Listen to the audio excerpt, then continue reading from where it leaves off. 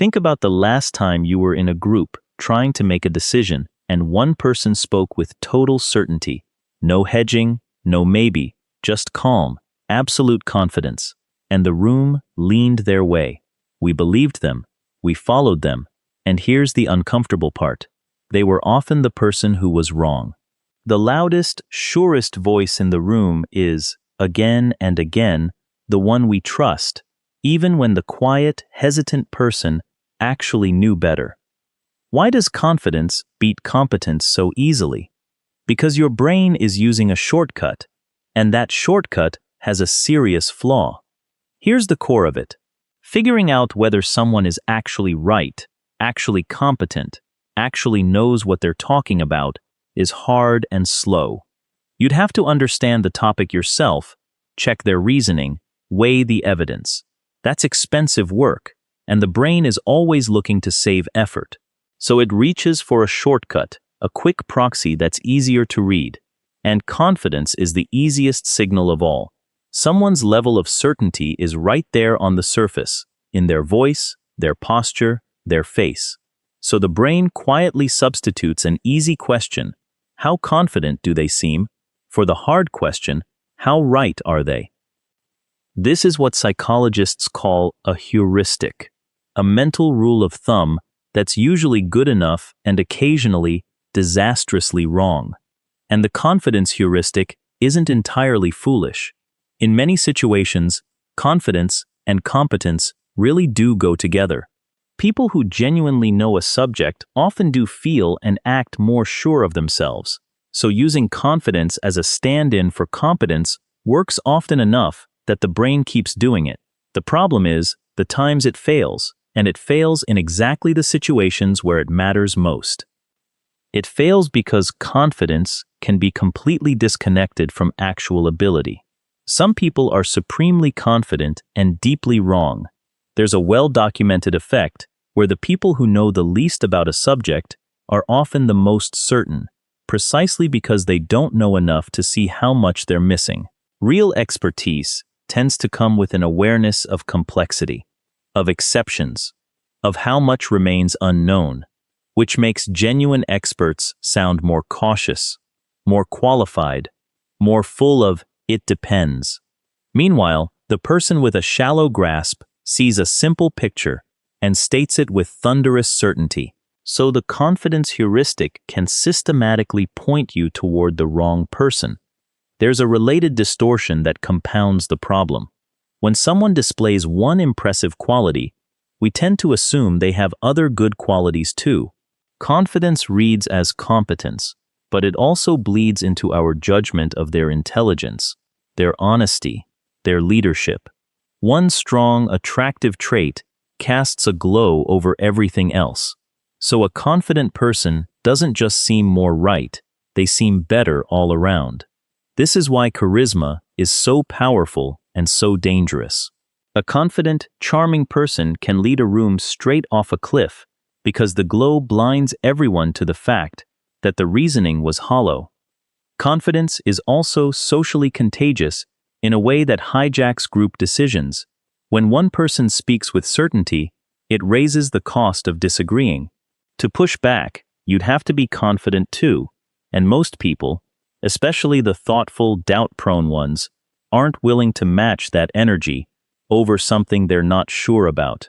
So the confident voice goes unchallenged, not because it's right, but because it's loud, and silence gets mistaken for agreement.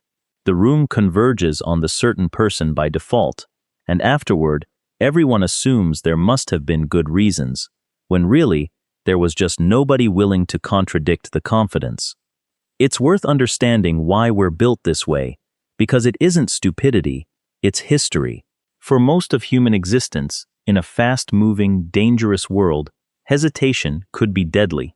When a threat appeared, or a quick decision was needed, the group that followed a decisive leader often did better than the group that stood around debating. Confidence signaled, "I know what to do, follow me," and following the confident one was frequently the safer bet when there was no time to verify. We inherited brains that defer to certainty because, on the savannah, deferring to certainty often kept the group alive. The instinct is ancient. The world it was built for is gone. There's also something we want from confident people: an emotional comfort. Certainty is reassuring.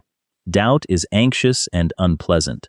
When someone tells you, with total conviction, that everything will be fine, that this is the answer, that they've got it handled, it soothes you. It relieves the discomfort of not knowing. So we're drawn to confident people partly because they make the scary uncertainty go away, and will often choose the comfortable certainty of a confident wrong answer over the anxious honesty of a tentative right one. We reward the people who tell us they're sure, even when sure isn't the same as correct.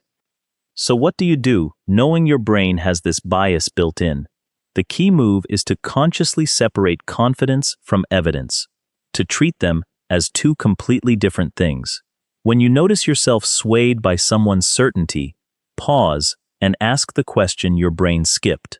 Not how sure do they seem, but what are their actual reasons? Can they explain their thinking? Do they acknowledge what they don't know? Would they change their mind if shown they were wrong? Confidence answers none of these. Only the reasoning does.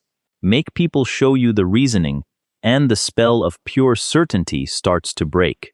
It also helps to recalibrate how you read hesitation. We tend to hear it's complicated, I'm not certain, it depends as weakness, but very often it's a sign of a careful, honest mind that actually understands the difficulty. Genuine expertise frequently sounds uncertain because reality is genuinely uncertain.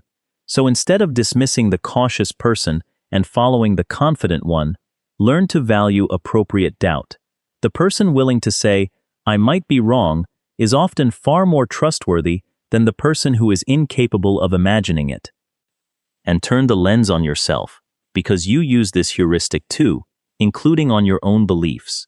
The feeling of certainty inside your own head is not evidence that you're right. We can feel completely sure and be completely mistaken. The conviction is just a feeling, not a fact. Some of the most important growth in life comes from learning to hold your own confidence a little more loosely, to ask whether you actually have good reasons or just a strong feeling of being right. The willingness to doubt yourself is not weakness. It's one of the rarest and most valuable forms of strength. The next time a room falls in behind the most confident person present, and you feel that pull to trust the certainty, stop and remember what's really going on. Your brain is taking a shortcut, swapping the hard question of who's right for the easy question of who seems sure. Confidence is a feeling. It is not proof. Ask for the reasons, not the certainty. Respect the people brave enough to say, I don't know, and hold your own certainty up to the same light. The surest voice in the room is sometimes the wisest, but often it's just the loudest. And learning to tell the difference is one of the most useful skills you'll ever build.